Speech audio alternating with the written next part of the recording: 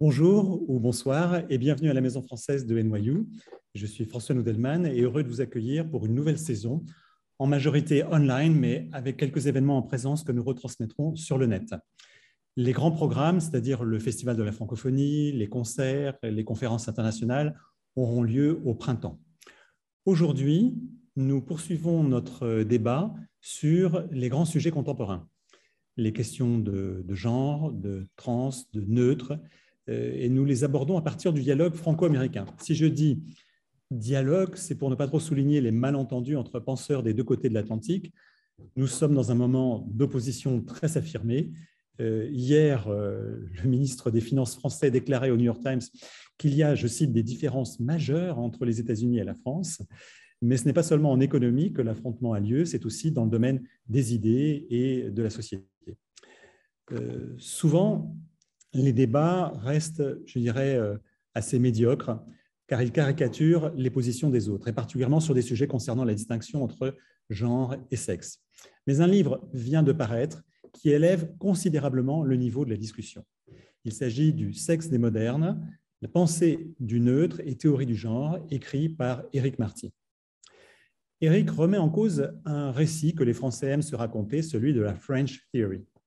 Selon cette histoire, la pensée américaine a été fécondée dans la deuxième moitié du XXe siècle par des penseurs français tels que Sartre, Foucault, Lacan, Barthes, Deleuze, Derrida. On oublie d'ailleurs souvent, entre parenthèses, de citer les femmes, Julia Kristeva et Hélène Cixous. Et, toujours selon ce récit, les post-colonial studies, les gender studies en seraient les beaux enfants. Marty souligne plutôt un profond malentendu. Ces pensées européennes auraient été mal comprises et digérées dans une mentalité américaine qui les aurait transformées en une promotion de vie positive et performative. On aura compris, si on ne le savait pas déjà, qu'Éric Marty aime le dissensus, voire la provocation. Il est notamment l'auteur d'essais qui ont mis en cause l'antisémitisme de Jean Genet ou d'Alain Badiou. Mais Marty est aussi un très grand lecteur qui va au fond des œuvres. Il est un des meilleurs connaisseurs de Gide, nous lui devons d'ailleurs l'édition du journal, de Barthes, Éric est l'éditeur des œuvres complètes, et des philosophes du XXe siècle. Il est aussi écrivain, a publié des romans et des recueils de poèmes. Alors, aujourd'hui, Éric va présenter son livre pendant une vingtaine de minutes, puis il discutera avec deux spécialistes des pensées françaises et américaines, Sandra Laugier, professeure à l'université de Panthéon-Sorbonne. Sandra joue un rôle essentiel pour faire connaître les penseurs américains en France par ses traductions et ses essais. Elle publie elle-même de nombreux livres sur des sujets aussi divers que le féminisme, le langage ordinaire ou les séries télévisées. Elle sera accompagnée par Denis Ollier, notre collègue professeur à NYU, lui aussi un des meilleurs connaisseurs des enjeux philosophiques et littéraires du XXe siècle, éditeur de l'Iris et auteur de nombreux essais sur Sartre, Bataille et bien d'autres. Alors, vous pouvez dès maintenant poser des questions grâce au bouton Q&A au bas de votre écran. Cette séance est enregistrée, mais vous resterez invisible. Vous pourrez la réécouter sur notre chaîne YouTube. Éric, bienvenue à la Maison française de NYU. Merci François, je voudrais vous remercier vraiment très chaleureusement d'avoir pensé à cette rencontre. C'est important pour un livre d'être défendu, discuté, débattu, commenté. Et même si ce livre est un livre très construit, qui a une forme, je dirais, assez pas fermée, mais en tout cas architecturée de manière assez forte, c'est néanmoins un livre qui aspire précisément au dialogue, aux questions. Et en effet, les questions de fond que je pose sont réellement de fond, au sens où elles appellent à penser ensemble, à repenser ensemble, tant il me semble aujourd'hui qu'il n'y a pas réellement d'espace de discussion, d'espace de parole, comme si les positions étaient figées et souvent stéréotypées. Alors, je suis d'autant plus content que ce dialogue s'opère dans une institution comme la Maison française d'NYU, qui est une médiation finalement entre le monde français et le monde américain. Et ce livre, en effet, non seulement aspire à la discussion, à l'échange, mais particulièrement justement avec les États-Unis et avec le monde américain, pas seulement par la parce que j'ai mis Andy Warhol, parce qu'il y a cette magnifique photographie d'Andy Warhol, Self-Portrait in Drag, que j'ai mise en couverture, mais parce que le livre est en effet, pose la question du genre comme se situant au point de contact et au point de rupture qui noue et dénoue la relation franco-américaine, à ce point d'intersection où se joue l'autonomie et l'hétéronomie de ces deux espaces culturels, épistémologiques, politiques, linguistiques, théoriques, l'espace américain et l'espace français. Et si ce livre peut paraître parfois dans une forme de manichéisme et d'opposition, j'essaierai de montrer qu'en réalité, au-delà de la dynamique apparente du livre, il y a plein de recoins, plein d'espaces, plein d'arrière-plans où précisément d'autres récits, d'autres constructions peuvent être lus. Alors que le point d'intersection, que le point de contact et le sexe comme enjeu, évidemment, rend plus sensible et plus brûlante encore son exploration. Mon livre est un livre long, il fait plus de 500 pages, il y a plus de 3000 notes de bas de page, et je l'ai voulu précisément associer à une certaine conception de l'essai, liée à ce qu'on pourrait appeler de manière un peu prétentieuse, selon le mot de Saint-Augustin, la libido sciendi, c'est-à-dire le désir de savoir. Et je reviendrai sur ce livre, ce qui dans ce livre lie profondément savoir, épistémologie, désir, concupiscence, et son objet, le sexe. Spécifiquement, le sexe des modernes, en tant qu'il a été pris dans des enjeux de pensée très profonds. En tout cas, il m'a semblé, dès le début de ma recherche, qu'il fallait que ce livre implique un certain degré d'érudition, une érudition au présent, d'où toutes ces notes, toutes ces précisions historiques, philologiques, linguistiques, d'où l'importance des dates que j'essaie de manière systématique de signaler, d'où aussi cette nécessité qui m'a apparue très très vite, que je ne pouvais pas citer les américaines, Newton, Spivak, Silverman, Butler, Rubin, etc., sans y ajouter le propos en anglo-américain, tant la médiation de la langue s'est révélée cruciale dans mon exploration du fait de la puissance assertive des énoncés, dans la performativité respective du français et de l'anglo-américain. Performativité parallèle, souvent rivale. En tout cas, il m'a semblé que ce livre devait être en quelque sorte à moitié bilingue et que l'anglais il avait un rôle très important. Et j'ajouterais que c'est pour moi le plaisir aussi de citer l'anglais parce que c'est une langue que j'aime beaucoup. Et l'anglais théorique, l'anglais intellectuel, l'anglais de l'essai m'apparaît une langue très importante à entendre. La puissance assertive des énoncés est à la hauteur de la question que le genre déploie. Et son importance apparaît à tout un chacun, ne serait-ce que par le caractère universel que la question du genre, du gender, a si rapidement acquise. Universalité, déploiement sur la planète entière, qui n'est pas seulement un effet de la globalisation en cours, la globalisation économique, culturelle et linguistique, économique, etc., mais qui est liée, me semble-t-il, aussi à la question posée, celle donc du genre, où se joue précisément, sans doute, une remise en cause par le savoir de ce qu'on pourrait appeler en allemand une Urdoxa, c'est-à-dire une opinion primitive, une croyance primitive, une croyance mère, qui touche en effet à un principe qui ne devrait pas être remis en cause, à savoir le caractère originaire et fondateur de la différence des sexes. De sorte que la longueur de ce livre, le souci d'être précis, cette espèce d'élan, de libido qui m'a conduit à lire, à relire minutieusement tant de textes, à les croiser, à les recroiser sur une sorte de damier qui impliquait tout un tas d'itinéraires, relève en effet, tout cela a été commandé justement par l'objet, le sexe, et qui en effet relève de la volonté de savoir, traduction foucaldienne de la fameuse libido sciendi augustinienne. Mais aussi ce travail d'érudition, de précision, d'entrer dans les plis des textes, et leur histoire, leur généalogie relevaient aussi d'une forme de respect, d'admiration aussi pour la plupart des protagonistes de ce livre, y compris pour ceux ou celles qu'il m'arrive de malmener. Ainsi, les réserves que j'exprime à propos de Judith Butler ne doivent pas effacer que l'épigraphe de René Char, que j'ai placé en tête du livre, vaut d'abord pour elle, ne serait-ce que parce que le mot trouble y occupe une place de choix. Je cite l'épigraphe de René Char que j'ai placé. Ce qui vient au monde pour ne rien troubler ne mérite ni égard ni patience. À l'évidence, Butler mérite égard et patience, car elle est venue au monde pour y apporter un trouble dans le genre, et que ce trouble n'est pas n'importe quoi. Si je voulais résumer mon livre sous un seul angle, c'est sous l'angle qui noue l'un à l'autre le sexe et le savoir. Et les 4 parties de mon livre, comme l'épilogue d'ailleurs, sont en effet de minutieuses explorations de savoir.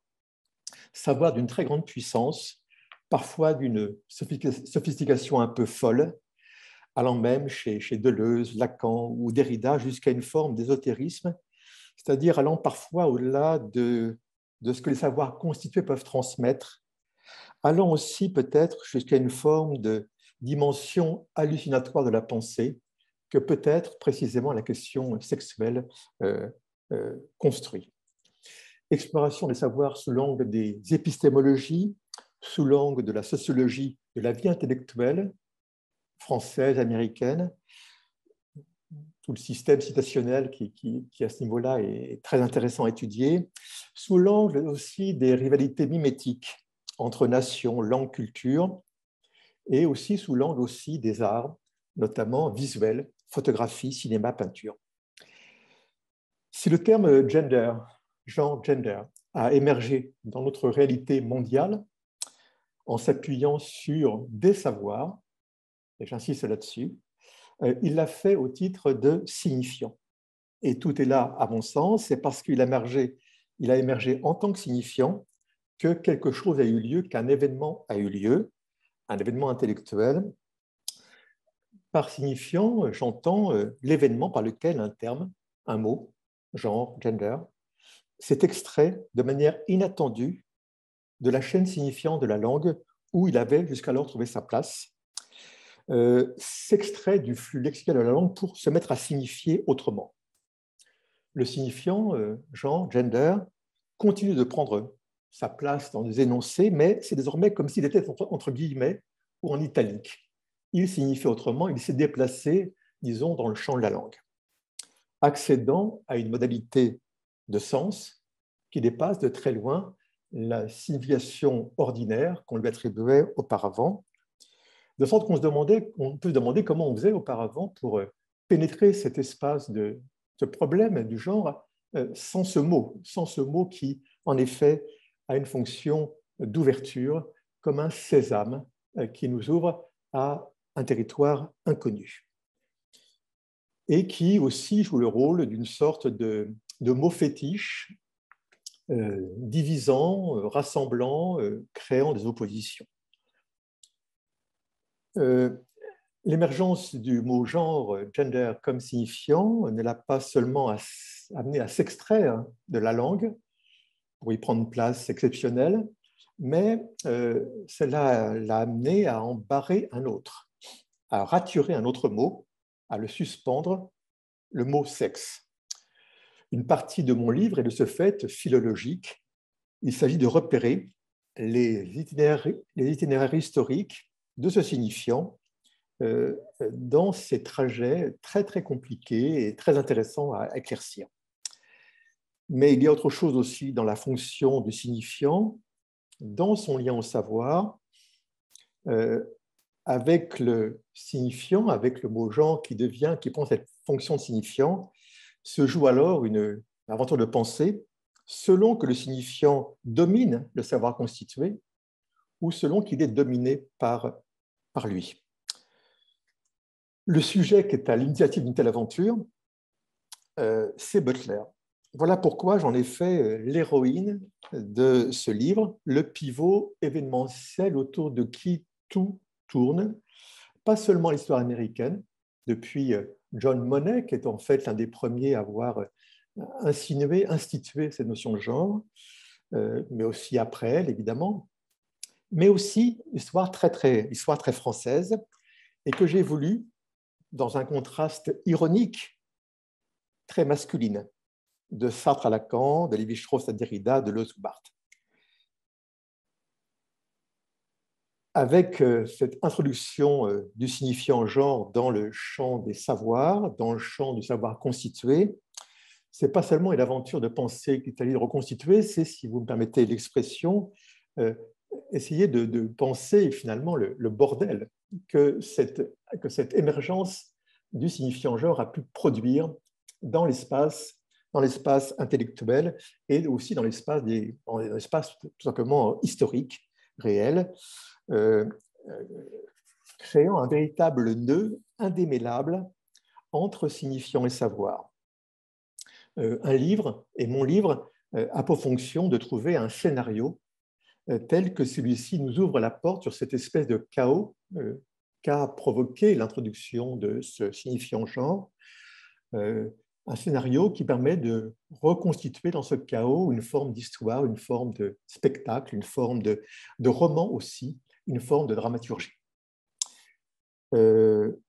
Ainsi, si de certaine manière, on pourrait résumer tout le livre par le biais de ce couple signifiant-savoir, c'est aussi parce que ce couple signifiant-savoir convoque de manière singulièrement subtile le désir. S'il y a trouble dans le genre, c'est un trouble introduit par le désir de savoir, façon aussi de ramener le trouble introduit par les genders, comme par les modernes, à un phénomène peut-être plus originaire encore, si on se souvient de la formule si profonde de Hegel, extraite de ses leçons sur la philosophie de la religion, « Même Dieu au paradis n'a pu éteindre la soif de connaissance, la volonté de savoir ». La première partie de mon livre tend de reconstituer donc l'émergence du signifiant genre et de sa fabrication, de son établissement, par rapport à des champs épistémologiques qui lui ont été indispensables. C'est la partie la plus austère du livre, la plus conflictuelle aussi. J'interroge le détour opéré par Butler à partir de son habitus culturel et intellectuel propre, qui est un mixte de philosophie analytique et de pragmatisme. Son détour par l'Europe, donc. Et donc que, parce que les anglo-saxons appellent l'espace continental, incarné ici par la France des modernes, structurale et post-structurale. Ce détour, opéré par Butler, passe par des emprunts, des détournements, des constructions, mais aussi par la solidification de la notion de genre par ce biais, par ce détour. Avec un gros morceau, le performatif, dont je vais parler un petit peu. Si le genre est construit socialement, axiome de la théorie du genre, alors la construction, l'idée même de construction n'est pensable qu'au travers d'une épistémologie de la performativité. Le geste fondamental de Butler, et qui m'intéresse, c'est d'avoir voulu donner avec une ténacité extrêmement impressionnante à un phénomène qui jusque-là était un phénomène politico-culturel, le phénomène queer, d'avoir voulu donner justement à ce phénomène une dimension épistémologique de grande envergure. Elle tient à ce mot épistémologie qui revient souvent dans son discours et elle a raison d'y tenir. Dans cette première partie, je m'attache donc à examiner ce long, compliqué et difficile détour que Butler opère par l'Europe. Fantasme peut-être que l'Europe détient quelque chose comme le savoir ou le discours de savoir et qu'il faut, comme dans les périodes initiatiques, prendre le risque d'aller le chercher. Ce discours de savoir portait un nom qui a fait rêver, théorie ou la théorie, nouvelle dénomination dans les années 60-70 du savoir absolu. Et c'est donc ce jeu, ce rapport avec la théorie, avec un grand T, j'examine dans mon livre comment les Américains finalement, ont un rapport très ambivalent par rapport à cette notion de théorie. C'est donc ce rapport à la théorie qu'on va chercher et qu'on rapatrie, mais qu'on va modifier, qui est donc au cœur de cette première partie. C'est donc à ce rapatriement du savoir, mais surtout à sa déconstruction et reconstruction par Butler, que je me consacre ainsi dans cette première partie, où bien entendu, comme dans toute entreprise de transfert culturel, le plus important, c'est dans le contre-transfert que les choses se jouent. Et ce contre-transfert, on peut le repérer très, très précisément dans l'aveu cruel et ironique de Butler, dans Trouble dans le genre, selon laquelle la fameuse French Theory, dont est prétendument pétrie la notion de gender, est en réalité une drôle de construction américaine. Là, dans cet énoncé, se situe sans doute ce contre-transfert, qui n'est pas seulement donc un rapport à la théorie, mais aussi à des corps de doctrine, à Lacan, à Derrida, à Althusser, à des personnes, à des textes. Et chacune de ces relations à tel corps de doctrine est analysée de manière assez précise. Et donc, j'examine tour à tour voilà, le rapport à Althusser, à Lacan, à Derrida, avec donc ce gros morceau, le performatif, la performativité qui est vraiment l'occasion alors d'une forme d'archéologie de la relation franco-américaine au sens très profond du terme, car cette catégorie ne devient pas problématique seulement avec Butler, elle l'est de manière originelle dans ce que j'ai appelé la mitoyenneté entre la pensée continentale et la pensée anglo-saxonne. Et ce caractère problématique devient réellement actif pour nous dans la tentative de Butler de pallier les insuffisances criantes du performatif analytique d'Austin pour l'usage que Butler veut en faire, à savoir penser la fabrication du genre comme construction. Le faible niveau des éléments de discours qui, chez Austin, constituent le performatif en classe d'énoncé, je lègue ma montre à mon frère, la séance est levée, etc., constitue évidemment, ce faible niveau d'exemple, constitue évidemment ce qui justifie le recours à une pensée plus audacieuse, plus brûlante. Tel a été aussi le pouvoir attractif de la théorie d'Althusser à Derrida pour Butler. La deuxième partie du livre prend la question sous l'angle d'un savoir très spécifique que je donne comme indispensable au trouble et qui a un maître de savoir, le travesti. Maître du trouble dans le genre, qui, à la manière de l'hystérique, est celui qui fait reposer le savoir, son savoir, sur la jouissance. Un savoir sur le sexe dont la jouissance est la matière. Toute une partie donc toute une partie de cette deuxième partie est consacrée à ce personnage capital qui nous délivre cette vérité première, le sexe est semblant. Le trouble dans le genre tient à la puissance active de l'image du genre, puissance de fascination, puissance hallucinatoire dans le corps du travesti et le support. Voilà qui explique la présence sur la couverture de mon livre du Self-Portrait in Drag d'Andy Warhol, maître de l'art conceptuel. Une série de travestis apparaissent donc dans cette deuxième partie. Le travesti japonais de Barthes, mais aussi le drag queen de Butler, puis de manière plus centrale, la divine de Genet, dans deux lectures fascinantes, celle de Sartre et celle de Derrida, sur le regard attentif de Lacan, et enfin, l'apparition d'une troisième modalité de travestissement et de trouble dans l'image du genre, le travesti lesbien, où Butler fait l'expérience de l'image troublée avec le film Paris is Burning de Jenny Livingston. Dimension hallucinatoire de l'image fixe ou mobile du travesti, où ce qui dérange ou attire le regard, c'est à chaque fois l'effet sidérant d'une présence-absence du phallus sous la robe du travesti. Tout le savoir se réfugie bien là, et les choix se font, c'est cela que j'explore.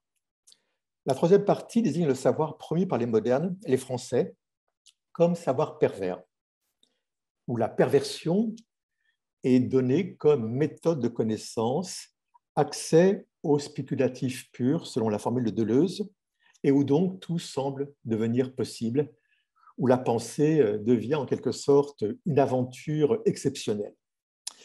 Puissance de déplacement des savoirs constitués par les outils de la perversion, la dénégation, le fantasme, et dont l'écriture est le véritable espace.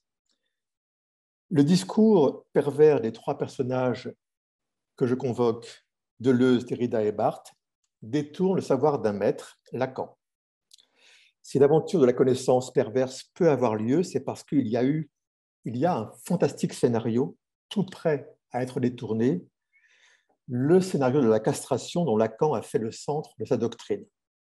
Scénario au sens où le récit lacanien est une sorte de machine textuelle inépuisable qui est propice précisément à tous les retournements, à toutes les inversions qui deviennent l'espace spéculatif essentiel pour les modernes. La castration n'est plus ni le manque, ni la limitation donnée au fantasme de toute puissance, ni la clé de l'ordre symbolique, comme Lacan le pose. Non, la castration est au contraire le point de départ de nouvelles logiques du sens, le neutre.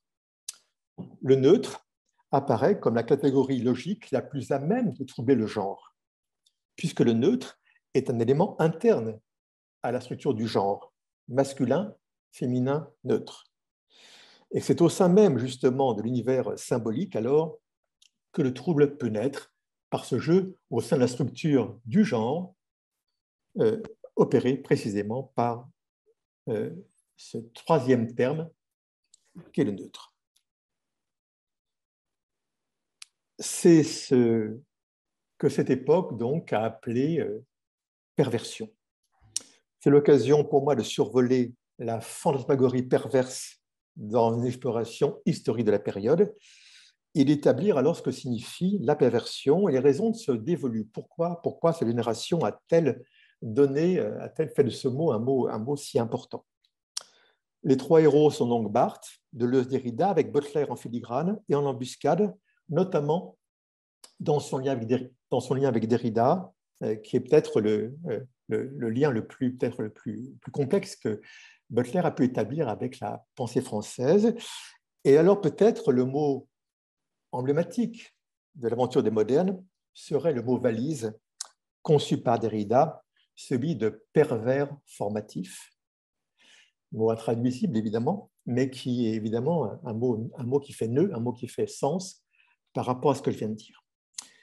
La quatrième partie est entièrement consacrée à Michel Foucault, celui qui précisément rompt philosophiquement avec le jeu esthétique des pervers, avec le jeu de ses contemporains. Celui, Foucault, qu'on peut appeler alors le post-contemporain. J'y donne un rôle central à son livre La volonté de savoir, 1976, et notamment à un énoncé qui me semble capital et qui pour moi est vraiment un élément de bascule fondamental, énoncé selon lequel nous serions passés d'une société fondée sur la loi à une société fondée sur la norme. Et donc ce passage de la loi à la norme, cette façon de déloger la loi et de substituer une pensée de la norme, est un propos capital qui balaie tout.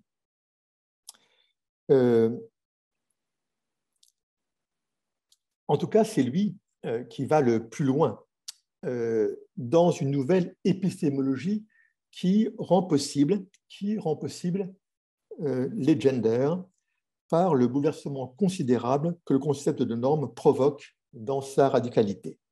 Je vais être rapide parce que sinon je serais beaucoup trop long. Je voudrais juste terminer sur ce point pour Foucault. Ce qui me frappe chez lui, c'est que l'opération par laquelle la norme, comme un processus en perpétuelle extension, remplace la loi qui était jusqu'à-là rigide, structurale, pensée par Lacan, permet à Foucault de suspendre, au fond, ce qui pour lui constitue des restes de la métaphysique et dont la France, finalement, demeure l'espèce de tabernacle, le sujet, disparition du sujet, le désir, le sens, la théorie, c'est une véritable révolution, un véritable mise à bas de toutes ces catégories auxquelles s'emploie Foucault dans cette opération dont je situe le point central avec la volonté de savoir. L'épilogue de mon livre est consacré au gender en devenir.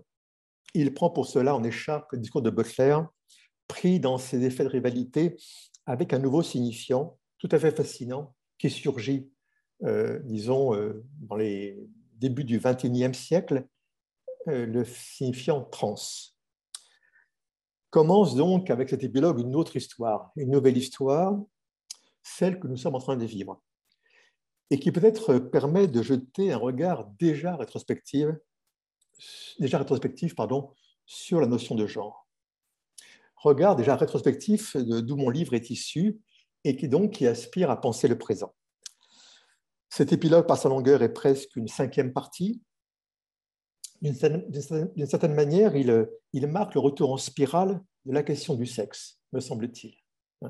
Il me semble que la question trans est fascinante et intéressante parce que si ce concept de sexe a été mis en veilleuse par la catégorie du genre, il me semble qu'il fait retour, mais évidemment, à une place nouvelle, à une place spectrale aussi, et tout à fait différente de ce qu'était sa place auparavant.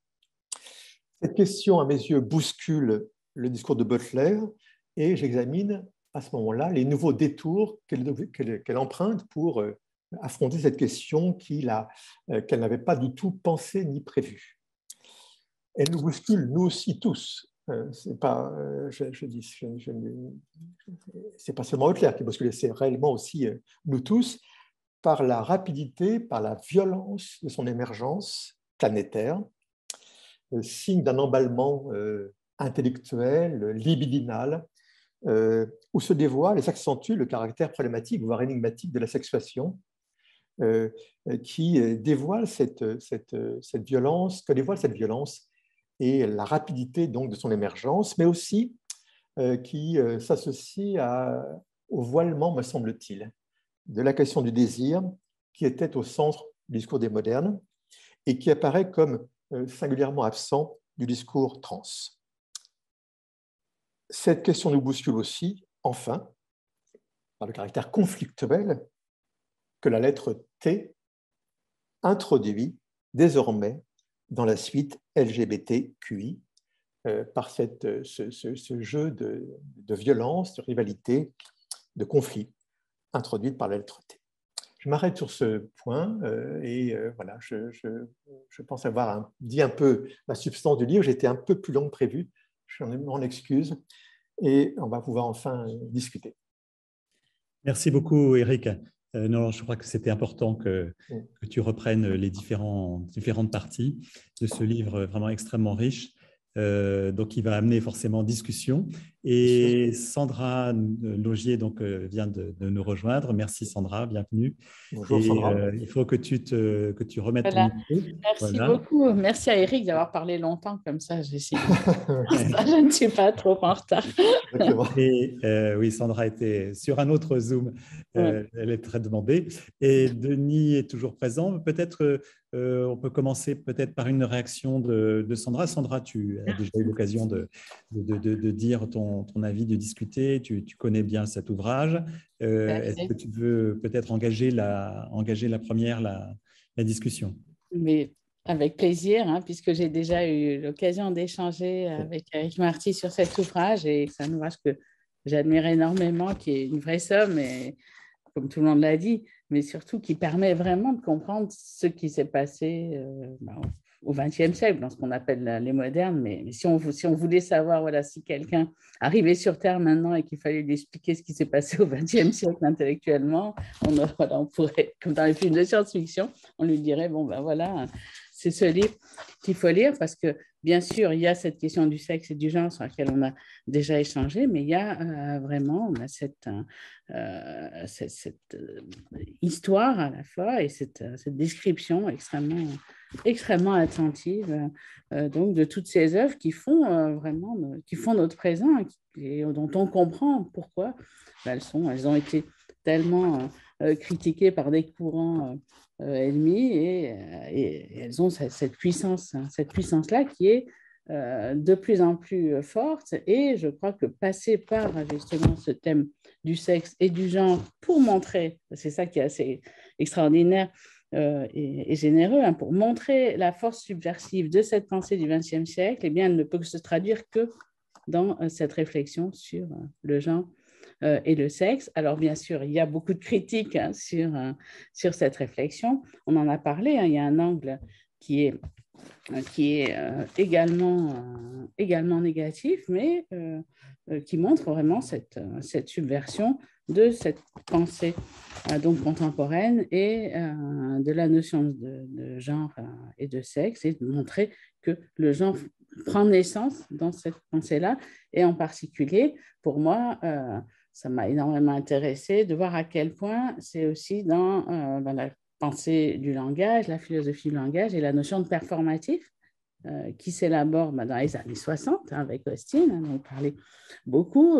Austin qui va être repris aussi, bien sûr, par Derrida, par Foucault, et comment il va se retrouver dans l'œuvre de Butler pour maintenant, aujourd'hui, avoir une place vraiment centrale dans les discussions, et en particulier chez notamment chez les féministes, mais aussi les LGBT contre lesquels vous vitupérez un peu à la fin de façon pour moi un peu incompréhensible. Mais en tout cas, c'est vraiment cette continuité que je trouve extraordinaire et très puissante. Donc, je voulais simplement revenir là-dessus, et on en avait parlé, hein, donc vous savez ce que j'en pense. Bien sûr, l'ensemble de l'ouvrage est focalisé quand même sur Judith Butler, et c'est vraiment complètement naturel, puisque c'est une penseure qui, en un sens, une penseure française, hein, qui a vraiment, dont l'œuvre s'enracine dans une réflexion très française des racines aussi, d'une philosophie qui, y compris Hegel et d'autres pensées très présentes en France, mais c'est bien sûr aussi l'image de l'influence de la pensée américaine sur la France. Et je crois qu'on peut vraiment aussi, vous êtes très reconnaissant de montrer en fait à quel point il y a cette réciprocité, ces allers-retours entre la France et les États-Unis, et tout cela est détaillé de façon vraiment extraordinaire.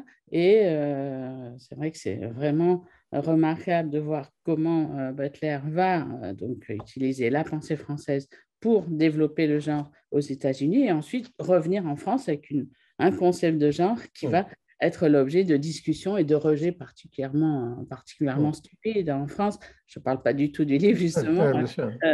Et ça, c'est assez extraordinaire. Et d'ailleurs, moi, c'est ça que j'admire vraiment dans ce livre, même si je ne suis pas d'accord avec tout, c'est que c'est vrai que quand il y a tous ces débats en France qui vont être sur, effectivement, le féminisme, la théorie du genre, enfin, qui sont extrêmement tendus, et c'est vrai qu'on a l'impression qu'il n'y a pas d'échange possible, finalement. Et donc, d'avoir quelqu'un qui, à la fois, s'intéresse au sujet, n'est pas un ennemi, mais qui, par ailleurs, exprime des désaccords, c'est une position qui est très rare, hein, parce qu'on est vraiment, maintenant, de plus en plus dans des face-à-face complètement impossibles.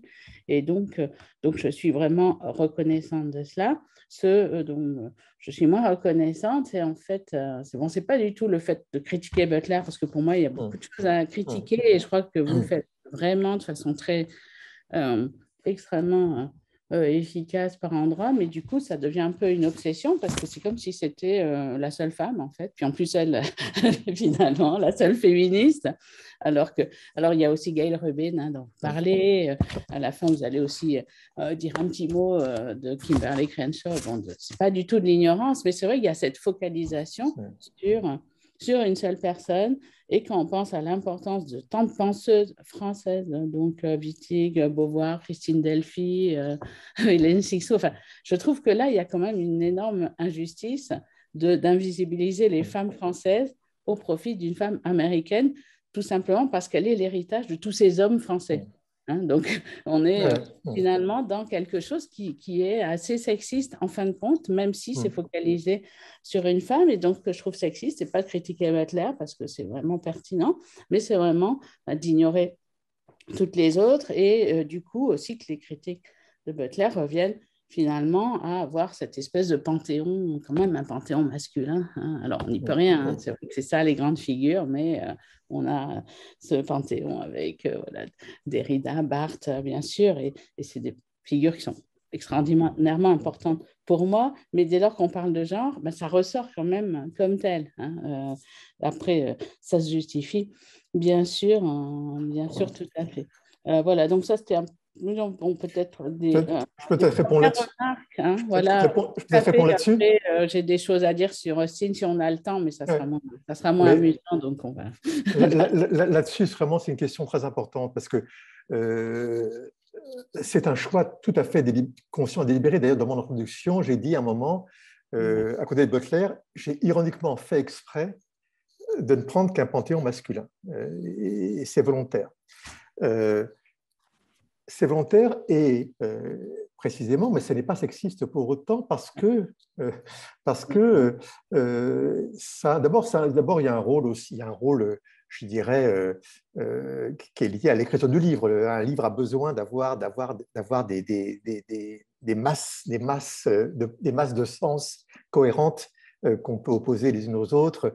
Je n'ai pas voulu diluer, si vous voulez, dans un panorama qui aurait été indifférent aux structures pour que tout le monde soit là, pour que la photographie, que tout le monde soit dans la photo. Hein. Je n'ai pas voulu ça. J'ai voulu justement un livre qui ait aussi une dynamique et donc une dimension conflictuelle. Et pour cela, quoi de mieux que cette opposition justement des sexes, entre guillemets.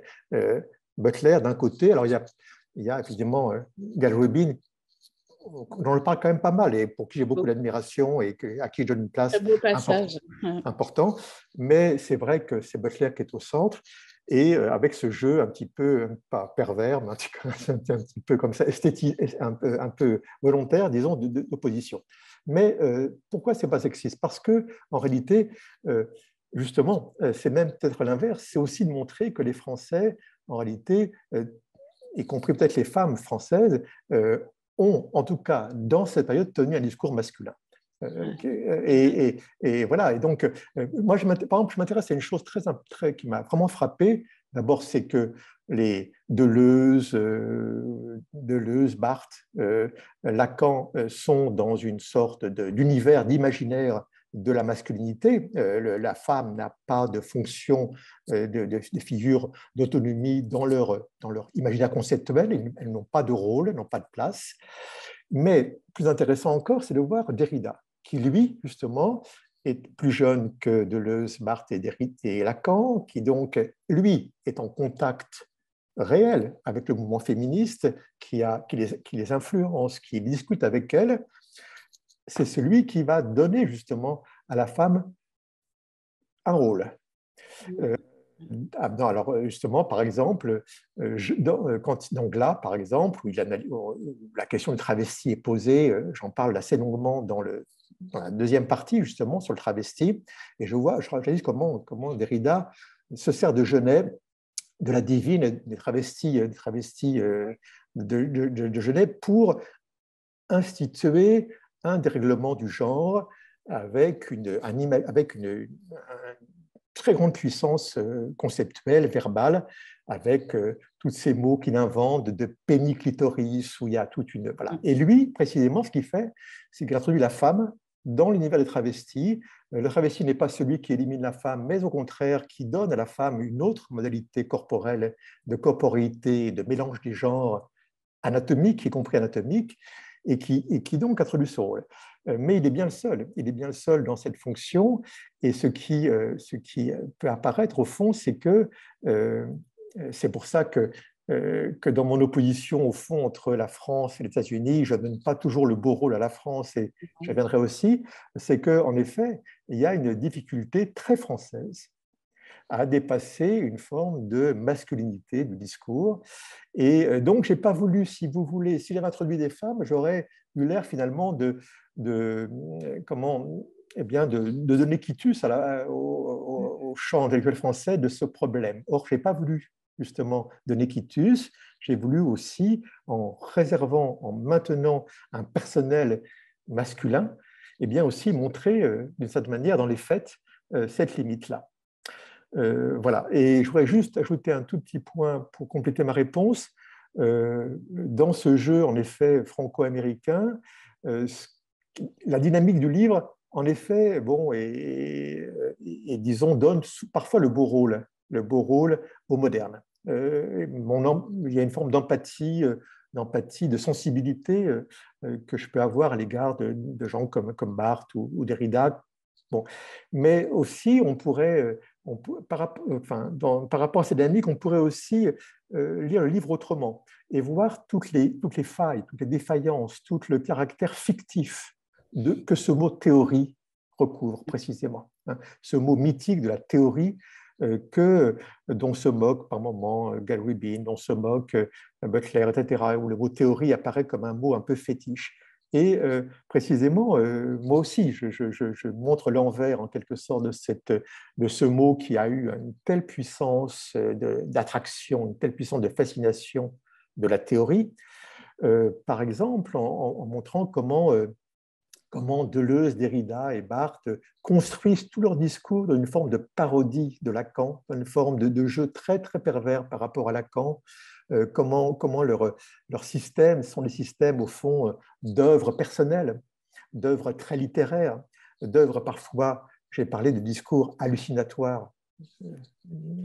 En effet, Éric, oui, pardon, je suis trop loin. Pour aller dans le sens de Sandra, Oui.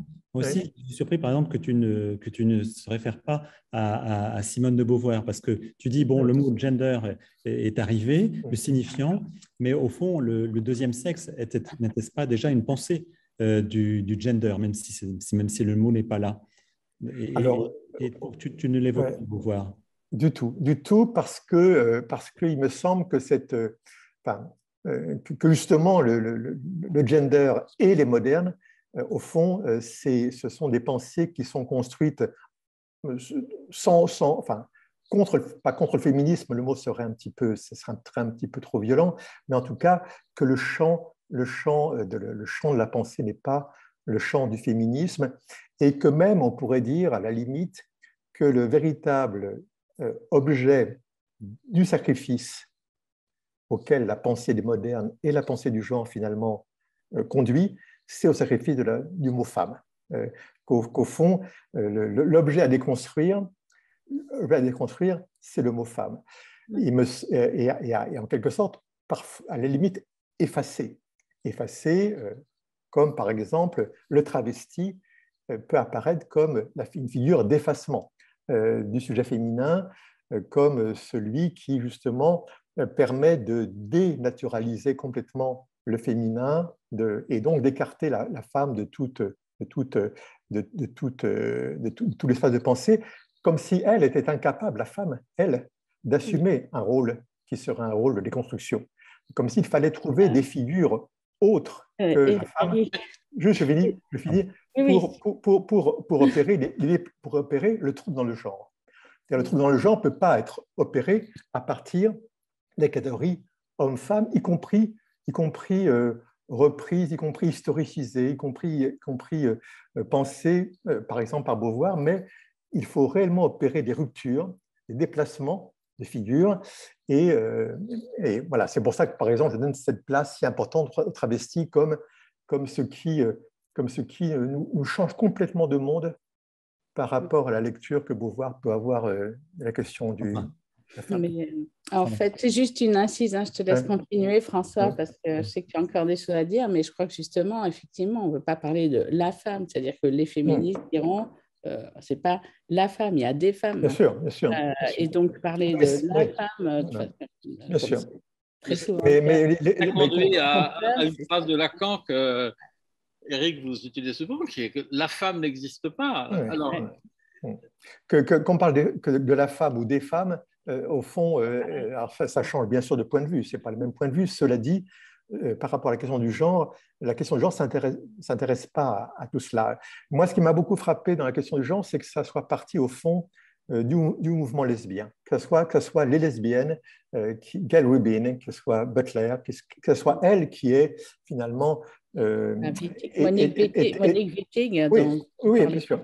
Oui, j'en parle beaucoup. Non, j'en parle beaucoup parce que là encore, je veux pas ni faire le panorama, ni que tout le monde soit dans la photo, ni en quelque sorte donner à la période 60-70 une coloration où il y aurait eu des femmes aussi. Il y a eu des femmes aussi, c'est vrai, mais globalement, c'est une pensée qui reste masculiniste malgré tout. Et donc, il me semble que vous ne voulez pas édulcorer cette dimension-là en ajoutant des pensées qui, par ailleurs, qui sont très importantes et comme Monique Wittig, que par ailleurs, Butler dégomme sans beaucoup de scrupules. Hein. Bon. Mais en tout cas... La parole à Denis, hein, parce que... En tout cas, je finis pour te répondre François. Je vais vraiment faire juste une phrase pour finir. Il me semble que réellement la pensée de Beauvoir, alors elle continue de courir évidemment pendant cette période-là, elle va même, mais elle est complètement en décalage, aussi bien par rapport à ce que font Lacan, Barthes, Deleuze, Derrida et compagnie. C'est vraiment des espaces de parole qui ne se rencontrent pas, qui ne se croisent pas. Et au fond, Butler, elle non plus n'inclut pas du tout Beauvoir comme un élément pertinent pour la question du genre. Elle peut avoir du respect pour Beauvoir, mais la pensée de Beauvoir n'induit rien quant à un trouble du genre. Il n'y a pas de conséquence, elle est sans conséquence, si tu veux. Mais quand même dans une perspective constructiviste, quand même, non? C'est plutôt, je dirais, pour moi, une perspective plutôt historiciste que constructiviste. Et donc, parce que oui, et c'est ça, c'est pas justement tout à fait la même chose. Et donc, voilà, il me semble qu'il n'y a pas, malgré la cohabitation des discours à une certaine période, il n'y a pas de rencontre ni de croisement de ces discours. Et Butler, donc, ne parle pratiquement pas de Beauvoir. Oui. Si tu veux, il y a aussi une question, c'est la question d'écrire un livre. On ne peut pas écrire un livre sans une logique interne un tout petit peu implacable, injuste, et qui est un mécanisme qui exclut pour des raisons d'agencement, de proportion, d'espace, de place donnée à tel ou tel phénomène. Et donc, bien sûr, il y aurait bien des choses, il y aurait bien d'autres histoires à raconter qui seraient des histoires parallèles à celles que j'écris, des contre-histoires compris, oui. mais voilà. On va donner la parole à Denis, qui n'est pas bien sûr, bien sûr. Bon, je vous rejoins là. Alors, je vais faire. Bon, j'étais content que vous présentiez votre livre avec une certaine neutralité, parce que je dirais quelques mots au début. Quand même, ce qui m'a frappé, c'est à quel point vous n'étiez pas neutre. Alors, bon, moi, dans ma position, d'être des deux côtés, d'une certaine manière, de votre espace géopolitique, je suis un peu condamné à la neutralité et je vais pas beaucoup parler de ça, qui est très bien abordé par Sandra Logier. Alors, d'abord, je pense que c'est un très beau livre et alors je pense à votre couverture et à la manière dont elle recoupe beaucoup de vos réflexions. Oui.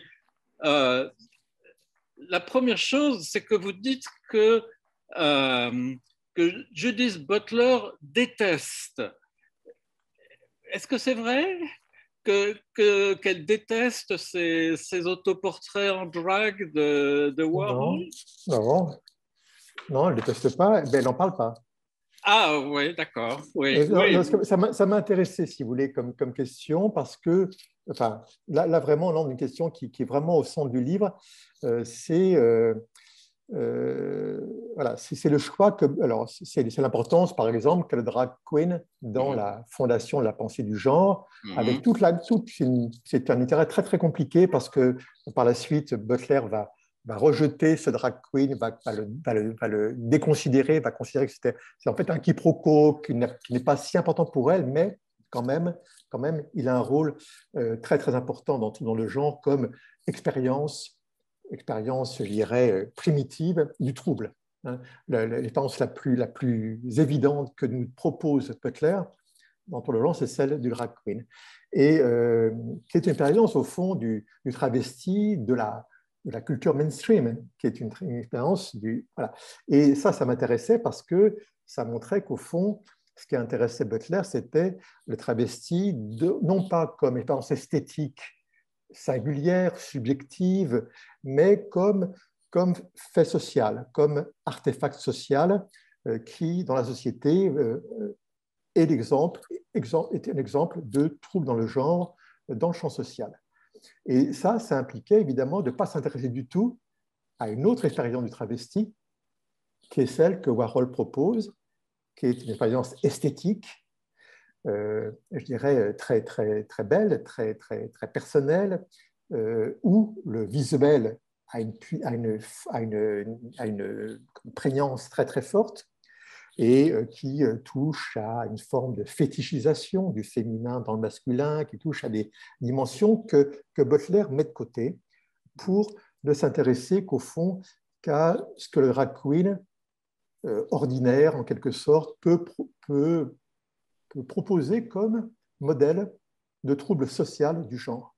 Mais c'est là que ça devient intéressant, et c'est là que Butler m'intéresse, c'est qu'il y a autre chose. Il y a l'expérience qu'elle raconte, qui est celle du film de Jenny Livingston, Paris is Burning, où elle met en évidence ce film qui est un film sur les travestis afro-américains ou latinos de New York, et où elle va construire là réellement une expérience de type hallucinatoire, au sens où j'en parle à propos de Deleuze ou de Barthes ou de Lacan, qui est celle justement du phallus lesbien, où elle voit dans le film de Jenny Livingston une manière pour la lesbienne qu'est Jenny Livingston, une capacité précisément par la puissance en tant que cinéaste à transformer le travesti en femme et à opérer précisément cette transsubstantiation du corps. Opérer, vous n'êtes pas d'accord sur le verbe.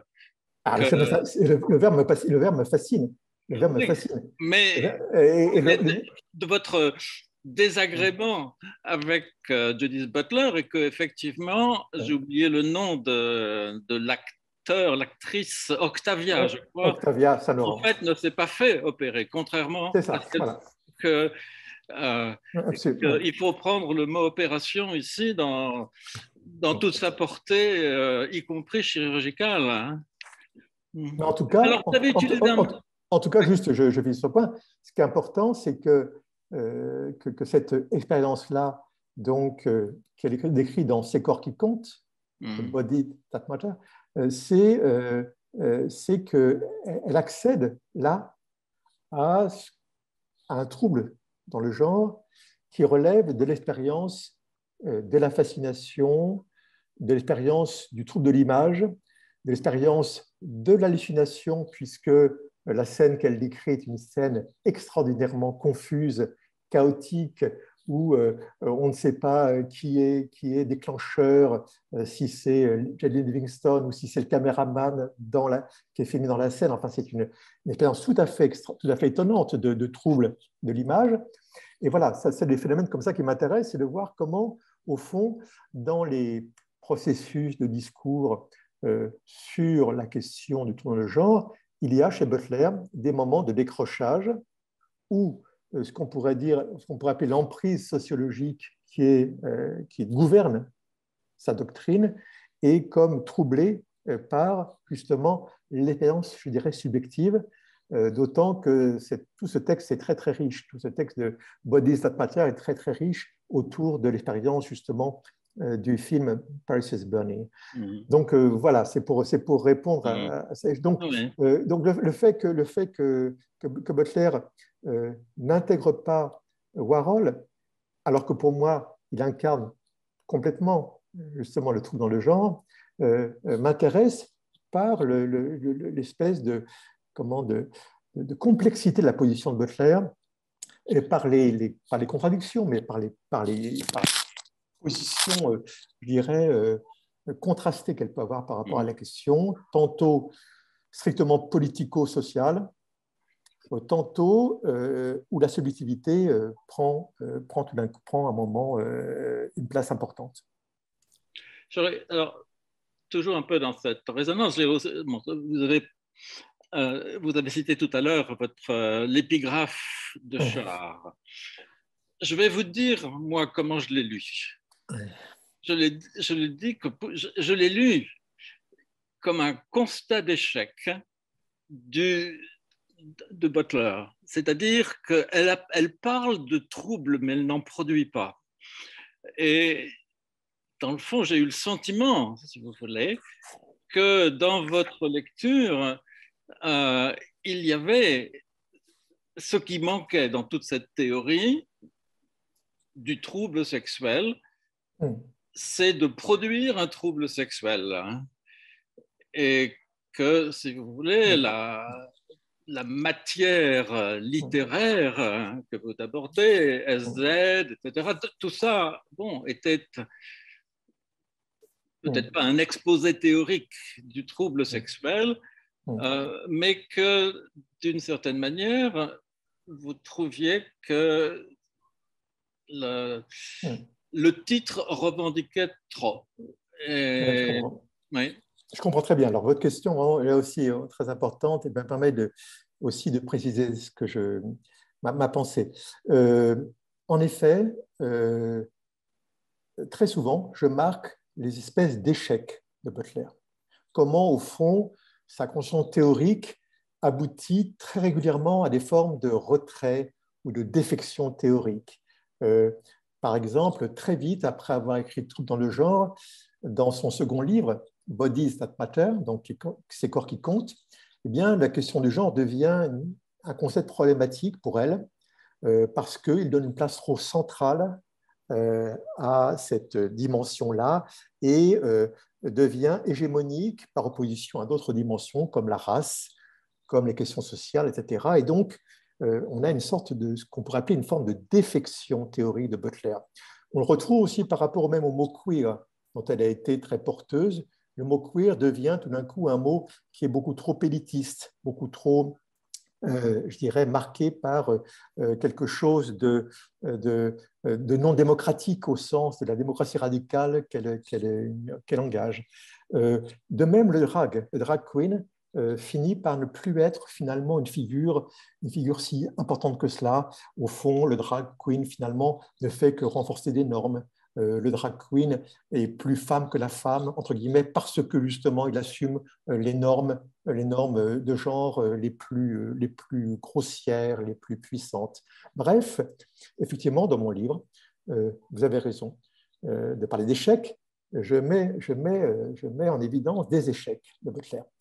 Et par opposition, il peut apparaître que mes exposés sur les discours très, très séduisants, très, très beaux littérairement, de Deleuze, de Barthes, etc., apparaissent au contraire comme des éléments de réussite.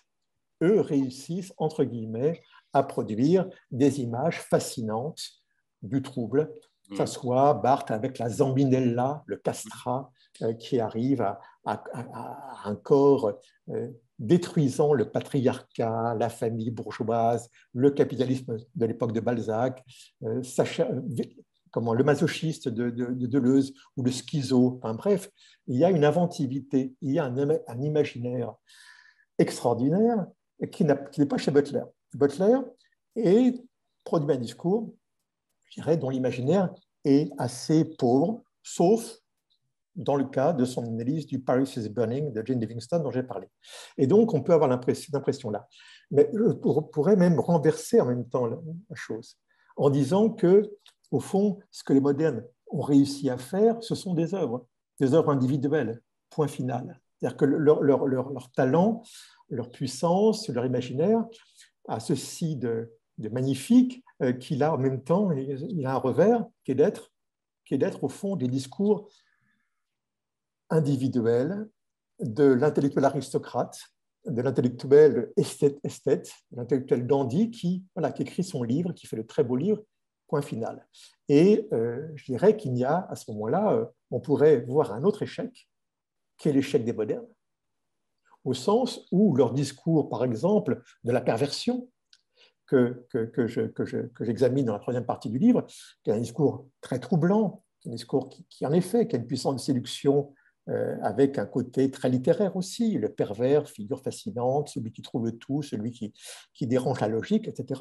Mais voilà, eux aussi aboutissent à des échecs. Alors, c'est pour ça que c'est un vrai livre, mon livre. C'est-à-dire c'est un livre où les situations se renversent sans arrêt et où, au fond, on assiste à des aventures de pensée qui sont à chaque fois particulières. Et à ce moment-là, intervient Foucault, quatrième partie, le post-européen, celui qui se rend compte que ses contemporains, que ses chers amis, Deleuze, Barthes, tout cela, Derrida, sont des... Voilà, ils ne peuvent que maintenir cette espèce de comédie d'écriture, et que lui, sa mission, sa tâche, c'est de balayer tout ça, et donc d'opérer ce que j'explore assez longuement dans la quatrième partie, Foucault est le seul à avoir une partie pour lui tout seul, et je manifeste mon admiration pour son audace, pour son espèce de volonté de rompre, et cette idée qu'au fond, il va pas répéter comme les autres, au fond, l'expérience très française d'être un intellectuel qui fait de beaux livres. Il a autre chose à faire, et d'où cette dimension de rupture violente et de non-complaisance par rapport à ce qui, chez les intellectuels modernes, entre guillemets, que j'admire beaucoup, que j'aime beaucoup, mais cet refus de Foucault de ces complaisances qui caractérisent, des complaisances esthétiques et individuelles qui caractérisent les intellectuels modernes. Et c'est vraiment tout le travail de la quatrième partie que de montrer en quoi Foucault, lui aussi désigne l'échec du côté, cette fois-ci, non pas de Baudelaire, comme je l'ai dit au départ, mais du côté des modernes. Il y a beaucoup de questions que je voudrais vous poser à la suite. Mais je voudrais revenir à la question de l'échec. Parce que dans le fond, Butler, moi je la cite, c'est vous que je cite quand je parle d'elle, accuse précisément la complaisance de ces aristocrates dans l'échec. Oui, alors justement, juste un petit point. Il y a cette espèce, j'allais dire, de fantasme sadien de l'aristocrate révolutionnaire ou post-révolutionnaire, et que dans le fond, tous ces théoriciens sont des versions académiques de ces libertins. Ce sont des libertins, en effet. Et des libertins, mais ce ne sont pas seulement des libertins. Moi, il y a une chose qui m'a beaucoup frappé dès le début du livre, et c'est un fil rouge qui n'est pas forcément très spectaculaire, mais qui est présent, c'est l'accusation que fait Butler de romantisme appliqué aux intellectuels français. Alors, au début, ça m'a surpris de dire Lacan est un romantique, Foucault est un romantique, Derrida est un romantique. parce que moi, comme moderne, ou comme éduqué par tous ces gens-là, j'ai vu en eux des modernes, des formalistes, des gens très, très, très cérébraux, pas du tout des sentimentaux, pas du tout des rêveurs, mais des gens qui, au contraire, étaient marqués par le formalisme. Mais en même temps, j'ai très vite compris qu'en réalité, Butler avait raison, et que même dans ce formalisme des modernes, cette espèce de cérébralité, cette façon de logifier les choses, de la logique qui tient leur discours, eh bien, ne parvenait pas à expulser un romantisme presque congénital, en quelque sorte, sinon à la langue française, à la pensée française, du moins à la position de l'intellectuel français qui tente sans cesse, au fond, depuis la naissance du romantisme, les Français tentent sans cesse d'être des anti-romantiques et ne font que réintroduire un romantisme nouveau. Et j'ai donc à ce niveau-là été très, très frappé par le diagnostic que Butler fait et je l'ai vérifié. Je l'ai vérifié, ce diagnostic, à propos de Lacan notamment. C'est très frappant autour de la fascination pour la mort et pour l'échec, justement. On parle de l'échec. Hein.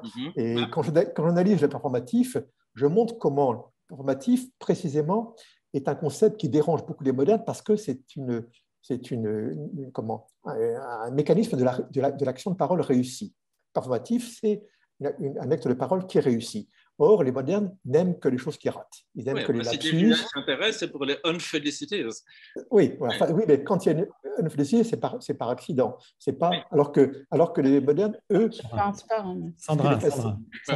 Je voulais revenir là-dessus parce que je crois que cette idée que le performatif se définit toujours par sa réussite, ses conditions de réussite, je crois que ce n'est pas tellement fidèle à Austin lui-même parce que si on regarde même How to Do Things with Words, le livre entier quasiment est consacré aux échecs et aux infelicities. C'est vraiment très essentiel et je crois que c'est aussi cela qui fait sa séduction, le romantisme aussi en fait, hein, auprès de tous ces penseurs-là.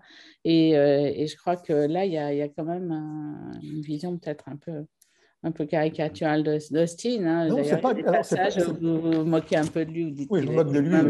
C'était un gros raseur et tout. Je me moque de lui parce que je pense que c'est quelqu'un aussi qui manifeste, qui n'est pas forcément quelqu'un de très, très, très gentil non plus. Hein. Austin, c'est quelqu'un qui conçoit le performatif comme une arme anti-continentale. C'est-à-dire que toute la démarche qu'il a, c'est considérer que la philosophie française est nulle, est faite par des littéraires, par des romanciers, et même la philosophie européenne en général. Hein. C'est ce qu'il a voulu faire, c'est raté en l'occurrence, puisque c'est vrai que le performatif a vraiment été très central dans la pensée continentale et en particulier le perlocutoire. Tout le monde rate dans cette histoire. Tout le monde rate et je pense que la position de Sartre pour qui finalement l'échec est la définition même de l'aventure humaine, elle peut tout à fait se retrouver dans mon livre. Hypergagne. Oui, le Kippergagne. Et effectivement, l'échec, donc, puisqu'on était parti de la question de Denis sur l'échec de Butler, moi, il m'apparaît comme un échec qu'il ne faut pas du tout prendre comme un jugement ou comme quelque chose qui serait condescendant. L'échec, il se retrouve partout et c'est en fait, je crois que la question sexuelle en tant qu'elle est au cœur, la question du genre, en tout cas qu'elle est son arrière-fond, est ruineuse pour tous les discours. Le discours, y compris même d'ailleurs, et je pourrais parler d'un dernier échec, c'est l'échec de Butler par rapport à la question trans. C'est-à-dire le fait que Butler, finalement, il y a un symptôme de cela. Dans le genre, Butler qui a inventé le concept de genre comme un concept universel qui devait déloger le sexe de partout, le déloge de partout sauf pour les trans, puisqu'elle parle dans le genre de transsexuel, de transsexualisme, et qu'elle n'est pas en mesure même de parler de transgenre, alors que le mot était déjà à l'époque très répandu. Donc, elle va constamment devoir courir après la question de trans sans jamais pouvoir se placer par rapport à elle. Et je raconte, pour terminer, à la fin de mon livre, ce moment où, dans une sorte de festival de poésie, une trans se lève et dit à Butler « fuck fuck you Butler, parce que justement, la question du genre, elle l'embête parce que elle a envie du genre, elle a envie d'être elle a envie d'être une femme. Donc, l'échec, il est en effet partout, il est dans tous les discours, mais ce ne sont pas les mêmes échecs, ce sont des échecs différents. Et en tout cas, pour terminer sur ce point, je dirais que moi, ce qui m'a vraiment intéressé dans ces critiques, dans ce concept de romantisme tel que Butler le projette sur les modernes, c'est ce diagnostic qu'elle fait, où elle repère très bien, en effet, cette espèce de fascination individualiste de l'intellectuel français pour l'écriture, pour l'œuvre, mais qui justement, comme le disait François, voilà, qui fonctionne sur le qui perd gagne. Et le système du qui perd gagne est réellement quelque chose d'indéracinable, en quelque sorte, comme s'il y avait une forme de fatalité propre à l'intellectuel français. En tout cas, mon livre, si vous voulez, il tente d'avoir plusieurs facettes. On peut le déplacer un peu comme une boule de cristal et faire briller telle ou telle face. Une boule à facettes. Voilà, une boule à facettes, excusez-moi. Voilà. Eric, et tu sais, on arrive un petit peu à la Désolé, fin. ouais, Il y a deux questions qui sont arrivées. Ouais. Je les résume. Vas-y. Il y a une première question, c'est une question un peu géopolitique sur le fait, qui est posée par quelqu'un qui a été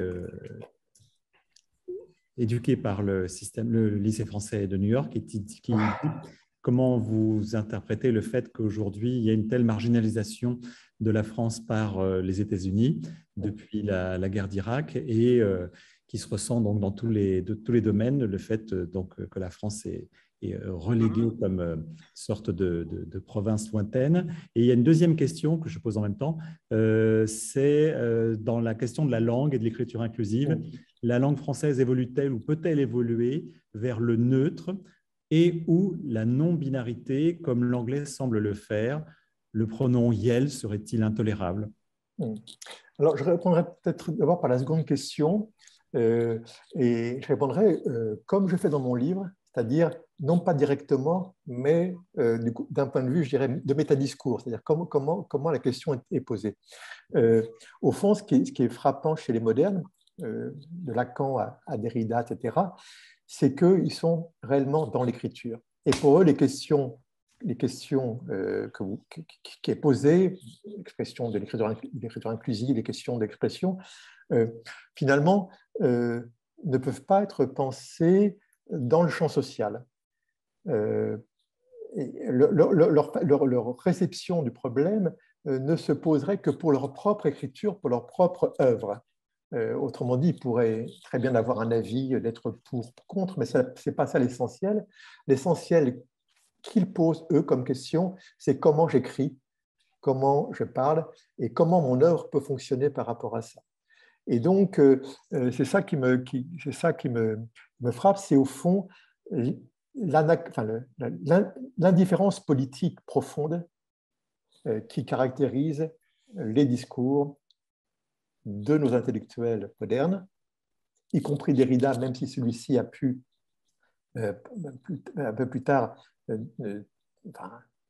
s'engager dans le discours politique, mais fondamentalement, ils sont dans leur œuvre et ils sont dans une forme d'autisme et leurs engagements sont des engagements toujours qui sont conçus à partir de leur œuvre, de leur écriture, de leur investissement en tant que penseurs artistes et sûrement pas d'un point de vue, je dirais, idéologique. Voilà. Donc, voilà la réponse. Concrètement, plus concrètement, moi, il me semble que ce genre de phénomène est l'objet de phénomènes complètement, à la fois d'adhésion, mais aussi de phénomènes de réaction très violente contre. Tout comme la question du genre, si vous voulez. À la fois, le genre est une question qui a envahi la planète Moi, récemment, j'ai dû remplir des papiers pour la Chine, pour un contrat avec la Chine. On m'a demandé mon gender, on m'a pas demandé mon sexe, mon gender. Donc, ça veut dire que le mot gender est partout. Mais en même temps, on a affaire à des régressions anti-gender extrêmement violentes, simultanément à cette omniprésence du concept de gender. Et donc, je crois que la question qui est posée sur l'écriture inclusive, elle est du même genre, c'est-à-dire que c'est des phénomènes conflictuels, c'est des phénomènes qui ne peuvent que créer, qui peuvent s'imposer, en effet, dans certains secteurs de la société, certains champs, mais qui provoquent immédiatement le phénomène violent, contraire et agressif. Pour la première question, si oui. je peux juste ajouter un mot par rapport à ça, je crois que c'est un peu sous-évalué, c'est-à-dire qu'en France, y compris dans les milieux intellectuels et à l'école, il y a un rejet quand même très, très violent de l'écriture inclusive. Il y a eu des éléments, il y a eu des directives du ministre de l'Éducation nationale pour interdire l'écriture inclusive et même dans l'université, c'est quelque chose qui n'est pas du tout soutenu. Donc, on n'est pas là le neutre, on est très, très loin. Très loin, très loin. Alors, c'est très variable. Je crois que je pense qu'il est très difficile de donner un diagnostic sur l'état réel de la situation. Je pense que c'est très variable. Je pense qu'il y a des espaces où ça triomphe, qui sont assez rares, mais ça triomphe. Et puis des espaces, au contraire, alors des espaces d'ignorance totale, des espaces de conflit. Je pense que actuellement, la France, de toute façon, elle a une forme de régression idéologique assez violente et de pulsions réactionnaires très, très fortes. Mais bon, je pense que les États-Unis ont connu ça et connaissent ça encore, donc ce n'est pas pas spécifique à la France, mais en tout cas, il y a des mouvements de réaction très, très forts, de refus. Par rapport oui, pardon, vas-y. Juste la première question. La première question géopolitique. Voilà. Alors là, moi, je pense que ce n'est pas seulement par rapport aux États-Unis que la France se provincialise. C'est un phénomène, je dirais, de l'Europe. Tout simplement, l'Europe globalement se provincialise. La France se provincialise même, y compris par rapport au monde, mais y compris même par rapport à l'Europe. Je trouve que les rapports, par exemple, par rapport à l'Allemagne, il n'y a pratiquement pas d'échange intellectuel entre la France et l'Allemagne. Il y a un phénomène de morcellement, d'abaissement, de perte de prestige, de perte d'influence, mais à mon avis, qui ne touche pas seulement la France comme espace, peut-être plus la France, parce que la France a eu un passé très, très prestigieux, donc les effets sont peut-être plus violents, mais c'est l'Europe, à mon avis, qui est un lieu de décentrement. Voilà. Bon, j'aimerais terminer, en fait, parce qu'on arrive à la fin, par une question qui rebondira sur un mot d'Éric, et c'est une question que j'aimerais vous poser à tous les trois.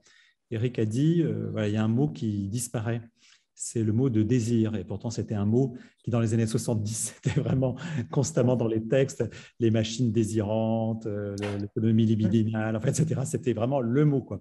Et en philosophie, c'est un mot qui semble, enfin bon, je parle sous contrôle aussi de Sandra, qui semble avoir un peu disparu au profit du mot amour. Les philosophes écrivent chacun à son tour un livre sur l'amour. Donc j'aimerais que j'aimerais vous entendre sur cette disparition du mot désir. Qui commence. Éric, comment tu le comprends? Bon, moi, je le dirais à plusieurs niveaux. Je pense que y compris pour les modernes, entre guillemets, eux aussi ont connu eux aussi une forme de deuil, ou en tout cas d'affaissement du désir. Je pense qu'un livre comme Fragments de discours amoureux n'est pas un livre de désir. Je pense que Derrida, j'en parle un petit peu justement à la fin sur le dernier Derrida qui réfléchit sur le neutre et sur le Geschlecht, sur la notion tirée d'Heidegger d'un neutre, va dans le sens justement pas du tout des folies derridiennes du début, où il y a vraiment chez Derrida quelque chose de très puissant sur le plan libidinal qui se développe. Et puis, les machines désirantes de Deleuze, de 72, de l'anti-Oedipe, elles aussi ont perdu aussi de leur éclat, y compris chez Deleuze, dans des formes finalement nouvelles de discours, et que et qu'il y a le désir, il n'a pas disparu seulement aujourd'hui, ou il n'est pas, disons, moins présent aujourd'hui, il a commencé déjà de s'assombrir ou de disparaître ou de porter une forme de deuil dès la fin des modernes. Et je crois qu'il y a vraiment une correspondance. Je crois que les modernes, en effet, ont été l'expression générationnelle d'une forme en effet, de valorisation du désir, de puissance du désir, mais qu'eux-mêmes ont, disons, pas dans leur échec, mais en tout cas dans leur fin, dans le moment où cela s'est terminé, ont accompagné un processus général, en effet, de perte du désir. Et je voudrais dire, pour terminer sur ce point, ce qui me frappe aujourd'hui le plus, si vous voulez, c'est le fait, dans le phénomène trans, le fait que les trans parlent sans cesse de sexe, d'identité sexuelle, mais ne parlent jamais de désir. C'est-à-dire que la question du désir est absolument absente du discours trans. Et finalement, le discours du désir leur apparaît peut-être comme une sorte d'embarras, au point que finalement, pour eux, un homosexuel, c'est un trans pas encore trans, une lesbienne, c'est une trans pas encore trans, comme si la notion de trans devait effacer, devait absorber les énergies de désir. Et ça me semble très, très, très frappant. Sandra, Denis? Je serais assez d'accord avec ça. Je trouve que c'est assez beau. Après, est-ce qu'on peut dire ça de tous les féminismes? Je pense qu'il y a beaucoup de femmes féministes et lesbiennes en particulier pour qui l'émancipation passe par la revendication d'un désir spécifique et d'un affichage. Donc, je pense que c'est peut-être justement contre l'affaissement de désir, il y a beaucoup de désirs féminins en fin de compte qui sont arrivés à s'exprimer beaucoup plus ces derniers temps, avec malgré tout cette dimension aussi bien sûr critique de suspicion par rapport à la réelle liberté ou les contraintes du désir, etc. Donc je serais quand même plutôt pour effectivement la réappropriation du désir par ceux qui en étaient seulement objets et pas forcément sujet. Denis? Écoute, alors ça me fait penser à un livre, à un mot que Eric utilise beaucoup, qu'il emprunte à Barthes et qui est un mot d'actualité, c'est le mot pandémie. C'est vrai. Il y a c'est un petit peu, il y a une pandémie de neutres dans beaucoup de tes analyses. Bon, quant à moi, j'ai toujours, dans le fond, une des premières citations que je traînais dans ma poche, c'est une citation de Char qui dit « Le poème est l'amour réalisé du désir demeurer désir ». Et cette idée, cette dialectique de la réalité et du désir, et de faire en sorte, je vois sur les trottoirs de New York, il y a partout des inscriptions « Dream until it becomes true » or it becomes real. Bon, c'est aller droit au malheur de croire que la réalité répondra jamais au désir. Ce qui est important, c'est que le désir survive à la réalité. Oui, je cite cette phrase de Char dans mon livre, dans la 4e partie, précisément pour définir ce qu'est l'écriture pour les modernes. Les modernes, finalement, leur vrai lieu d'expression, leur vrai lieu de réalisation, c'est l'écriture, là où le désir demeure désir. Et en effet, comme le poème.